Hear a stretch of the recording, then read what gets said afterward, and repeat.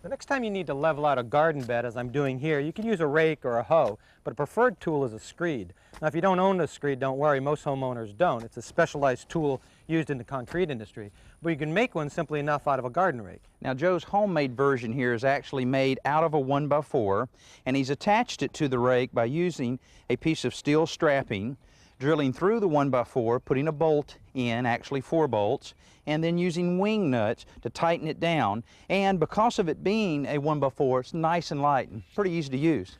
Now, this tool can also be used not only for smoothing out soil, but also sand when you're making a brick and sand patio, or a mulch when you're putting in a new garden, and even concrete, wet concrete, when you're pouring a new walkway. Now, it's important when you're making your homemade screed not to make it too long, because it can make for a very long day because of it being so heavy. Another thing I wanted to show Danny is when you loosen up these wing nuts, you can pull the rake off for when you want to use it just as a rake. But don't take the nuts and bolts off, because you'll wind up losing them, and next time you want to use it as a screed, you have to search for the parts. So leave them all together and just store it someplace where it's easily found. I can see a number of ways this can be used, even say a gravel, where you're putting down some gravel or something like that. It really works well here on the garden. Well, you're doing a great job, and I won't stop you now, so I'll catch up with you a little later. Hey, where are you going?